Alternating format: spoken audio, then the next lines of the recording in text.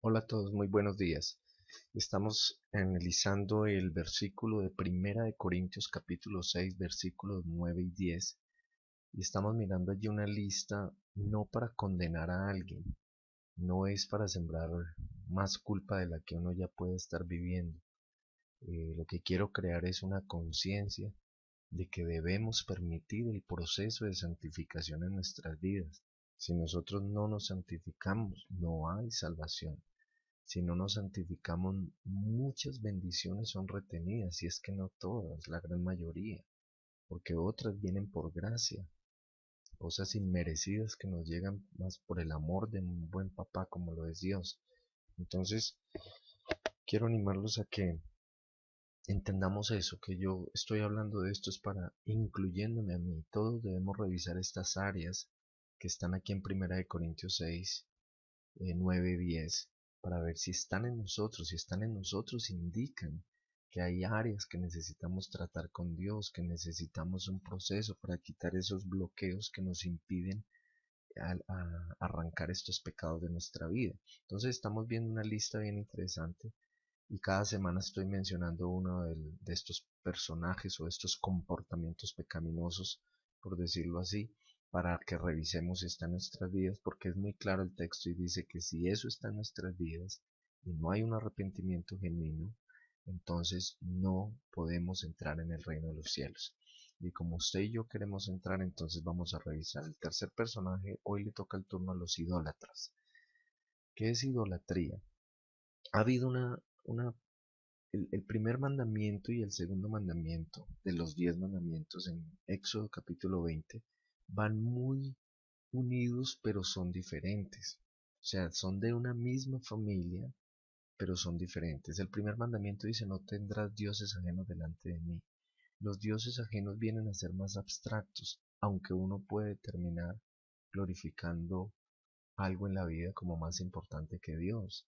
O sea, el tema de los falsos dioses tiene que ver cuando yo pongo una persona, una cosa o una actividad por encima de Dios. O sea, lo que para mí es más importante y que sin eso pues me muero.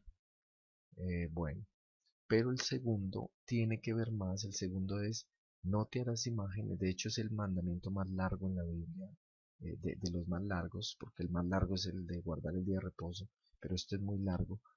Y dice, Éxodo 20, versículos 3, si no estoy mal, dice, 3 en adelante, 3 al 5, dice: no te harás imagen ni ninguna semejanza de lo que esté arriba en los cielos, ni abajo en la tierra, ni debajo de la tierra, ni en las aguas, etcétera.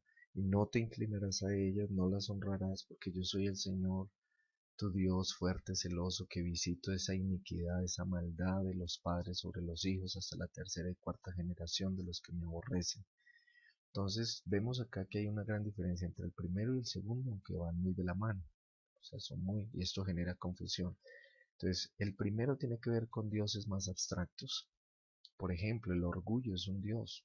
Cuando yo quiero tener la razón en todo, la terquedad, la obstinación, eso es un dios, ¿sí?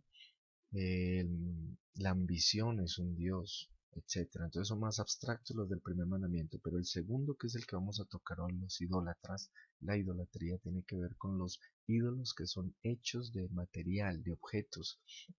Tiene que ver con todo aquello físico tangible que nosotros creemos que tiene poder para bendecir, proteger, dar riquezas, etcétera, aquello que le pedimos o que guardamos como suerte. Entonces aquí entran todas las vírgenes, que son cientos y cientos de vírgenes en todo el mundo.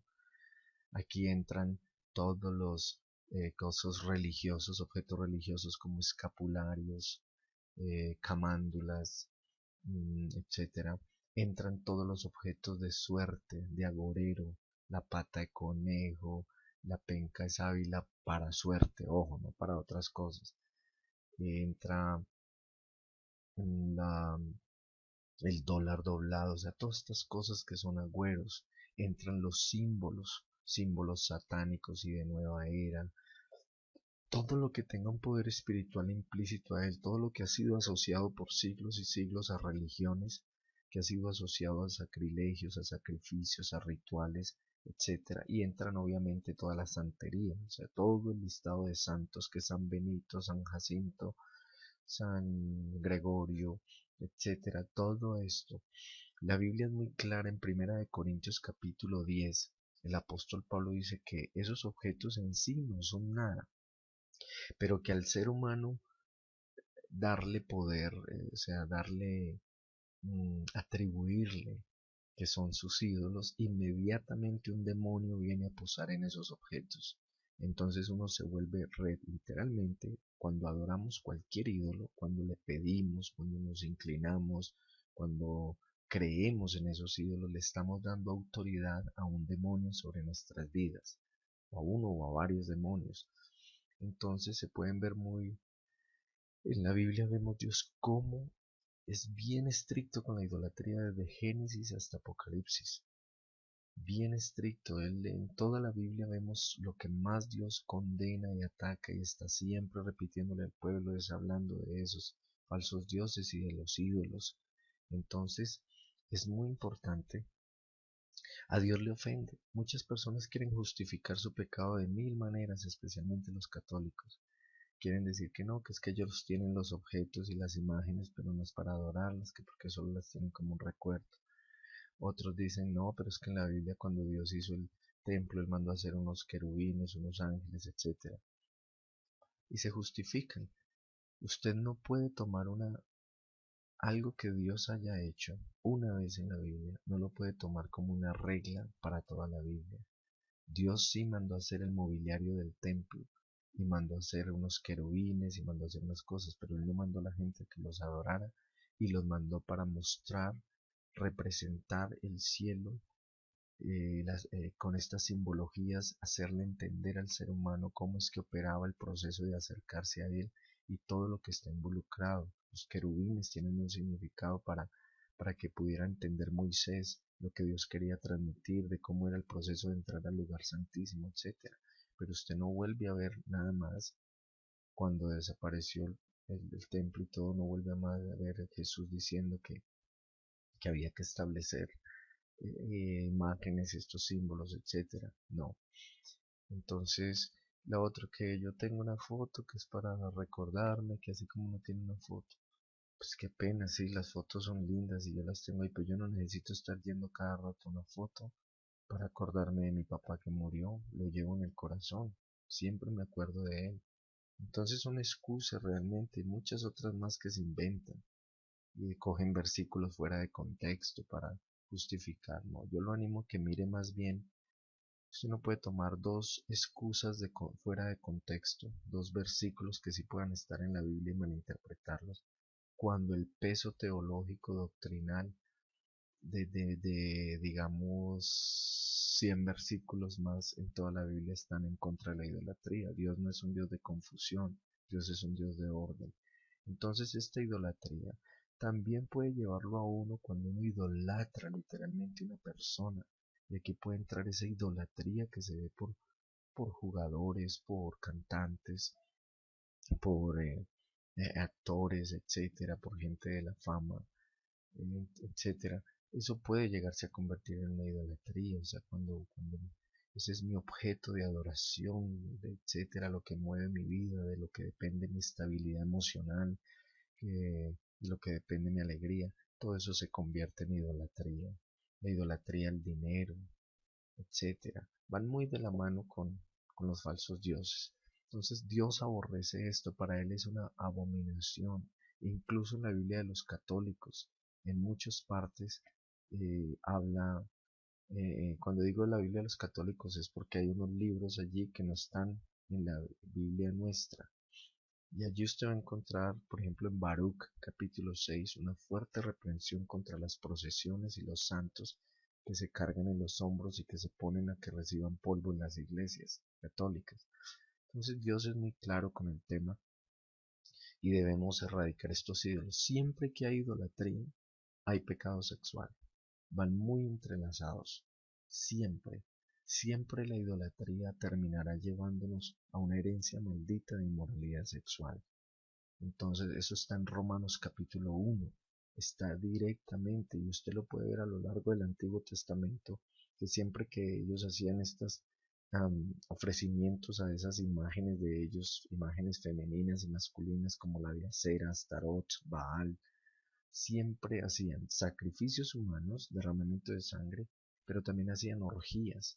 Y por ejemplo, en Diana de los Efesios, una diosa, que Pablo le tocó batallar con ella en Hechos capítulo 10, si no estoy mal, de pronto fallo ahí en el texto, en Hechos muestra que en el templo allá iban muchas mujeres a prostituirse, a tener relaciones sexuales delante de ella, de Diana de los Efesios.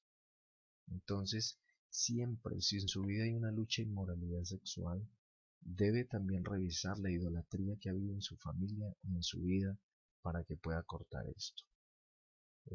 Bueno, no siendo más, ¿qué les animo a hacer? Hay que reconocer esa idolatría, hay que confesar a Dios, pedirle perdón, renunciar a cada ídolo específica y audiblemente, diciendo yo renuncio a seguir adorando al ídolo tal, y le habla y dice yo renuncio al demonio detrás de estos ídolos.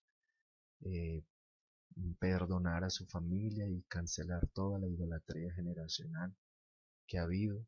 Y una parte clave, la Biblia cuando se refiere a ídolos y a cosas, objetos, dice que es muy claro el mandamiento. Hay que destruirlos y quemarlos. Entonces, si no puede quemarlos, al menos destruirlos. Hay que destruirlos. ¿Por qué? Porque si usted va y los bota enteros, otra persona los coge y va a idolatrar. No los regale tampoco. Entonces es muy importante, cuidémonos de la idolatría y digamos, dejémosle a Dios que nos muestre en el corazón qué ídolos tenemos. Bueno, mis queridos, seguiremos con esta serie cada semana. La próxima semana seguiremos con otro comportamiento pecaminoso que nos puede separar de Dios si no lo trabajamos. Y recuerden, estamos para servirles. Nuestros seminarios ayudan a quitar esos bloqueos que le impiden a usted santificarse. Que el Señor los bendiga y gracias.